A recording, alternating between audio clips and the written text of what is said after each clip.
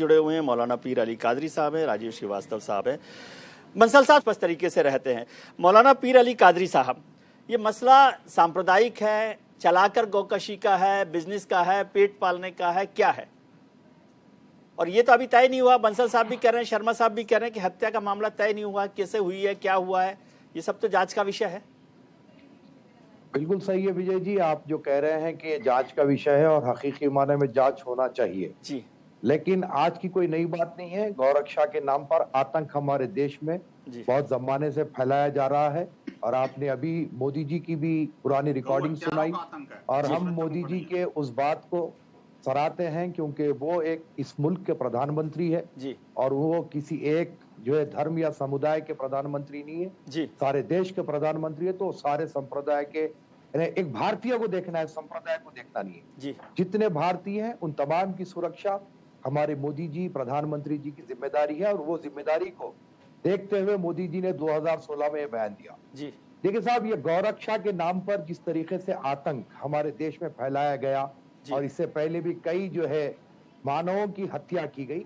हम ये नहीं कहते कि हमारे देश के कानून को तोड़ा जाए, यहाँ पर गौ हत्या पर पाबंदी है तो स्ट्रिक्टली उस चीज को फॉलो करना चाहिए, चाहे किसी भी मजहब से किसी भी धर्म से ताल्लुक रखने वाला हो।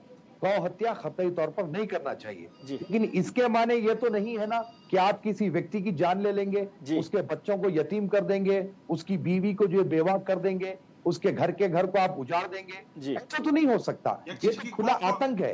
आप आतंक आतंक बहुत कहते हैं, जिहादी जिहादी बहुत कहते हैं, क्या ये कोई आतंकी से कम है? क्या किसी के घर को बर्बाद कर दे? ठीक है, ठीक क्या बात है साहब, इसमें फौरी तौर पर रोक लगना चाहिए। बिल्कुल। और एक मुझे 30 सेकंड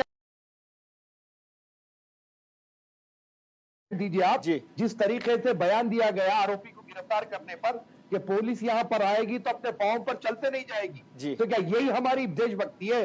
क्या हम यही देश को चलाने वाले हैं? कैसे गुंडों से देश चलेगा सर? अब जी बिल्कुल ठीक बात है। राजीव श्रीवास्तव साहब, आपके पास आखिर में आया क्या, गौकशी के लिए जब 20 राज्यों में कानून बने हुए हैं, कड़े कानून भी हैं, तो ये लॉ एंड ऑर्डर का भी मामला हो तो इस पर क्यों नहीं जो पूरी सोसाइटी है, एक कम्युनिटी है, वो खड़ी होती है कि भाई ये नहीं करना चाहिए, ये गैर कानूनी काम है?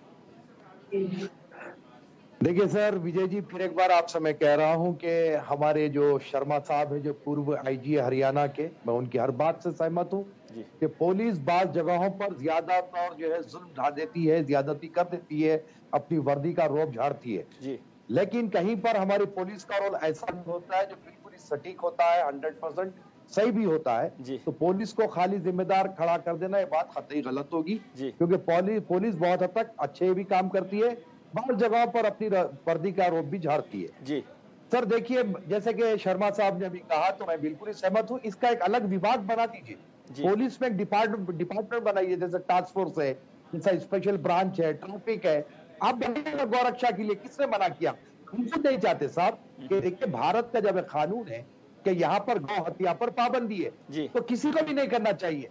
अगर कोई इसकी तस्करी करता है तो इसके माने ये भी नहीं होना चाहिए कि वो गौरक्षकों को इतना इख्तियार दे दिया गया कि उसको वो लबे सड़क मार दे, बिल्कुल स्पॉट पे उसकी डेथ कर दे। नहीं, इससे तो कोई सहमति नहीं है ना, इस बात पर तो हम बात ही कर रहे हैं कि इससे कोई सहमति नहीं। बस 30 सेकंड दीजिए मुझे सर। और हमारे राजीव श्रीवास्तव जी कह रहे थे कि जबान जब एक जुमला निकल जाता है, बिल्कुल मुझे पता है सर, लेकिन आपको मेरी आतंक वाली बात सुनने आ गई, आपको जिहादी वाली बात जो बंसल साहब ने कहा उसको आपने नजरअंदाज कर दिया।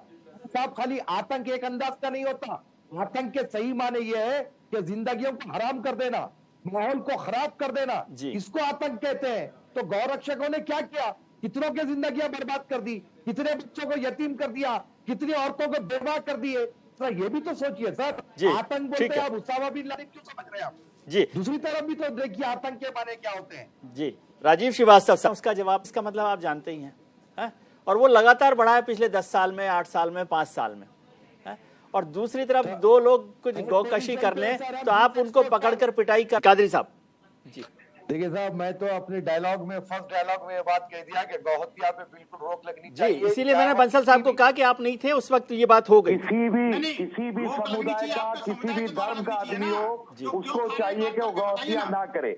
अब रहा सवाल साहब कि ये जो गन लेके ओपन फिर रहे हैं, जो आपके स्क्रीन पर फोटोग्राफ चल रहे हैं, उन गुंडों की ये तारीफ कर रहे हैं, उन गुंडों को ये जो गौरव कह रहे हैं। जी। अरे साहब, ऐसे देश थोड़ी चलेगा, ऐसे कानून व्यवस्था थोड़ी चलेगी। गुंडे नहीं है, गुंडे तो वो हैं बात करते हैं।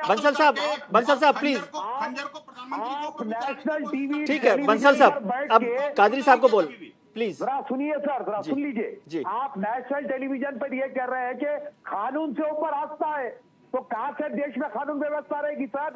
अरे आप मोदी जी के भाषण को जरा गौर से सुनिए, आप अपने कान में से जो है गट्टे निकाल कर सुनिए, आपको पता चलेगा कैसी किस्म की बात कर रहे हैं नेशनल चैनल पे बैठ के। सारे देश में क्या करना चाहते हैं आप? क्या देश का वातावरण खराब कर रहे हैं? ये वातावरण के बारे में अपने समुदाय को बोला होता आपने? जी ठीक है बंसल साहब प्लीज, बंसल साहब प्लीज। जी, देश को जलाना चाह रहे हैं क्या सर इन लोग? जी, कैसी बात कर रहे हैं नेशनल चैनल पे बैठ के? ठीक है, सारी दुनिया गाली देगी, आप उसको गलत बोल रहे हैं। जी शर्मा साहब हिंसा करने के लिए जी, और आप देखिए, और ये लोग जो हैं, ये लोग जो हैं जो गौ तस्करी करते हैं, जो गौ हत्या करते हैं, वो कानून की हत्या करते हैं और लोगों की आस्था की हत्या। बंसल साहब एक समझना पड़ेगा। ठीक है बंसल साहब एक बात समझो, हमने बचाया है इस बात का। जब जिहादी हमला करते हैं, गौ तस्कर जब हमला करते हैं, तो वो न जाए और निष्पक्ष जांच हो करके जो अपराधी है उसको फांसी के तख्ते पर लटकाया जाए। बिल्कुल ठीक। और जो इस प्रोपेगेंडा पॉलिटिक्स में लगे हुए हैं, उनके विरुद्ध भी कठोरतम कार्रवाई सुनिश्चित की जाए। ठीक है कादरी साहब। जो ओपन टू ऑल हथियार लेकर फिर रहे हैं, पहले उनको कसा जाए, उनको अंदर डाला जाए, ताकि सारे देश में जो गौ हत्या कर रहे हैं उनको जी